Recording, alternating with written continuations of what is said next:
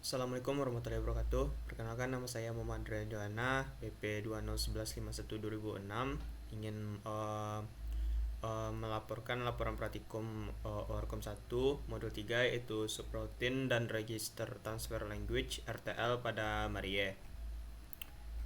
Sebelumnya kita masuk ke bab 1, landasan teori. Subroutine adalah serangkaian instruksi yang bersifat modular dan dapat dieksekusi beberapa kali. Subroutine pada Mari sama dengan function yang terdapat pada bahasa pemrograman tingkat tinggi atau yang disebut juga dengan prosedur. Mari menyediakan beberapa cara untuk memanggil subroutine dengan menggunakan instruksi JNS, dan eksekusi program secara normal dapat dilaksanakan lagi begitu subroutine selesai dan keluar dengan menggunakan instruksi jump i. Sebuah program yang memanggil subroutine menggunakan variabel untuk mendapatkan parameter, menyimpan nilai lokal, dan mengembalikan nilai tersebut. Sintaks utamanya adalah JNS funcName digunakan untuk memanggil fungsi funcName, hex 000 slash digunakan untuk memulai definisi fungsi, jump i funcName slash digunakan untuk kembali dari sebuah fungsi. Selanjutnya, RTL dasar pada Mari. Setiap instruksi pada Mari sebenarnya terdiri atas serangkaian instruksi yang lebih kecil yang disebut micro operations. Notasi simbolik yang digunakan untuk mendeskripsikan perilaku dari micro operation disebut dengan Register Transfer Notation dalam kurung RTN atau Register Transfer Language atau singkatan RTL. RTN atau RTL berfungsi untuk memperlihatkan bagaimana CPU assembler bekerja, di mana di dalam CPU tersebut beberapa komponen register yang memiliki peran yang berbeda-beda. Pada Mari RTL digunakan notasi MX untuk mengindikasikan bahwa nilai data yang sebenarnya tersimpan dalam lokasi memori X, dan kotak menandakan transfer bytes ke register atau lokasi memori. Terkait dengan 12 bit operan yang terdapat pada rangkaian instruksi Mari, diketahui bahwa operan tersebut dapat berupa alamat memori dari sebuah operan atau pointer ke alamat fisik sebuah memori. Ke-12 bit tersebut diinterpretasikan dengan berbagai cara yang dikenal dengan mode pengalamatan. Berikut adalah beberapa contoh RTN atau RTL dari dua mode pengamatan, yaitu pengalamatan langsung dan pengalamatan tidak langsung. Kita masuk ke pengalamatan langsung. Pada pengalamatan langsung itu mode pengalamatan di mana nilai yang direferensi dapat diperoleh dengan menspesifikasikan alamat memorinya secara langsung di dalam sebuah instruksi. Misalnya, jika mode pengalamatan dari sebuah operan adalah direct dan instruksinya adalah load 008, maka nilai data yang ditemukan pada alamat memori 008 dimuat ke AC. Pengalamatan langsung biasanya bekerja cukup cepat, karena walaupun nilai yang akan dimuat tidak terdapat pada instruksi, akan tetapi nilai tersebut dapat diakses dengan cepat. Masuk beberapa pembagian-pembagiannya. Load X berarti load X yang memulai yang tersimpan pada alamat X ke C. X ke MAR, load X address to MAR, MAR to MBR, load value stored at address into MBR, MBR to AC, load value in MBR into AC. Store X menyimpan nilai yang ada pada AC saat ini ke dalam alamat X. X MAR, load address to MAR, AC to MBR, load AC value into MBR, MBR to MAR, writes MBR value into the memory of address indicated by MAR. Add X menambahkan nilai yang tersimpan pada alamat X ke AC. X to MAR, load X into MAR, MAR to MBR, load value stored at address X into MBR, MBR plus AC into AC, add value in AC with MBR value, and store it back into AC.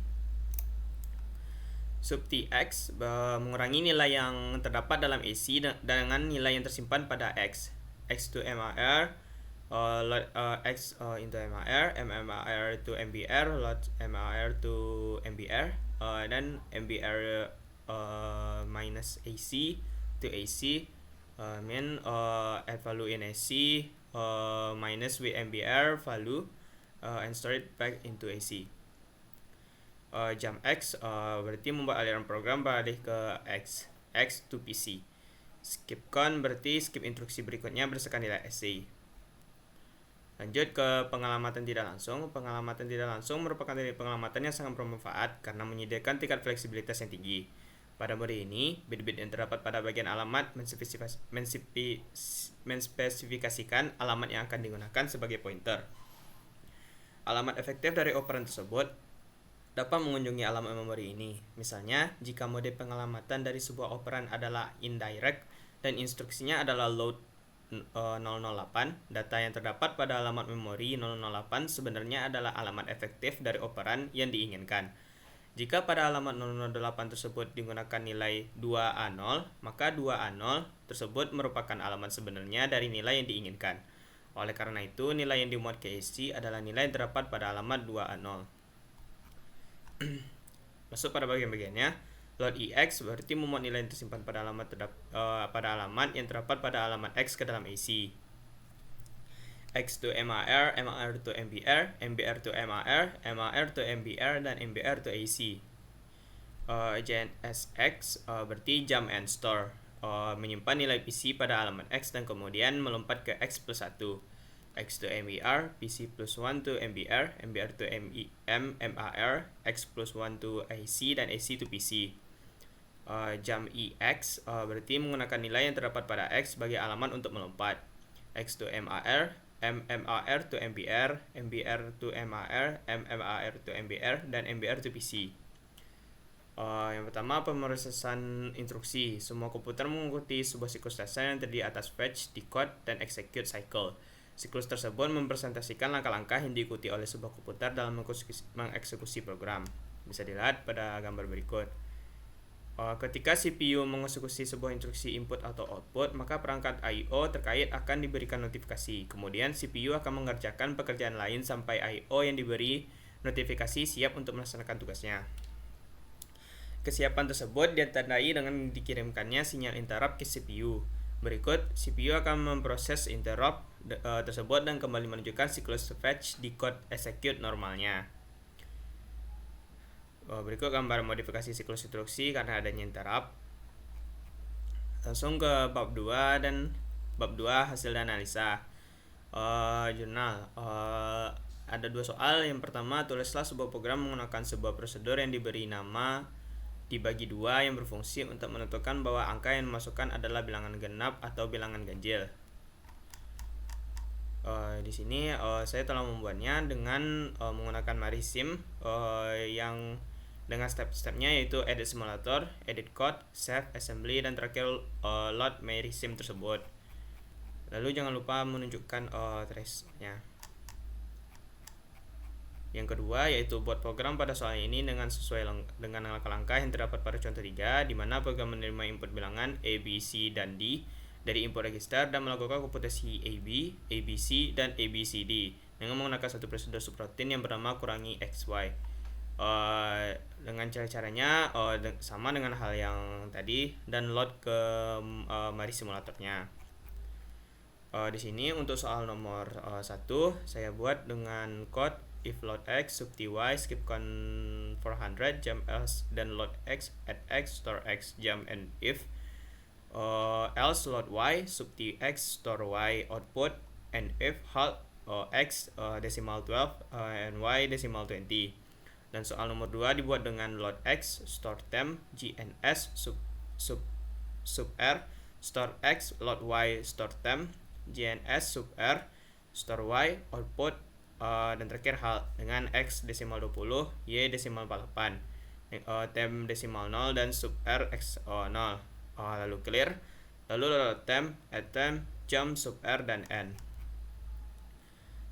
Di sini saya lihat assembly listingnya, memperlihatkan assembly listingnya.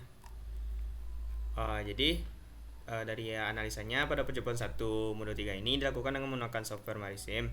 Mari merupakan perantara antara bahasa low level language dengan high level language dengan cara kerjanya yang saya sebutkan sebelumnya, yaitu dengan klik file, edit, dan masukkan code untuk mengeksekusi programnya, lalu dengan save file tersebut dengan extension mask, lalu assemble current file.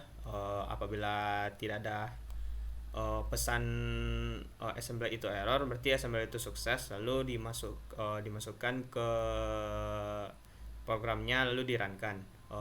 Dapat dilihat pada percobaan 1 merupakan program penjumlahan antara nilai pada variabel X dan Y. Program diawali dengan mengload variabel X yang bernilai 35, lalu ditambahkan dengan nilai di variabel Y yang bernilai min 23, kemudian hasil dari penjumlahan akan disimpan di variabel result. Pada percobaan 2, modul 3, cara menjalankan tidak jauh berbeda, sama dengan percobaan 1 apabila yang digunakan itu Marisim, yang merupakan bahasa low level language dengan high level language. Sekian dari saya, apabila ada kesalahan mohon dimaafkan. Saya sudahi. Assalamualaikum warahmatullahi wabarakatuh.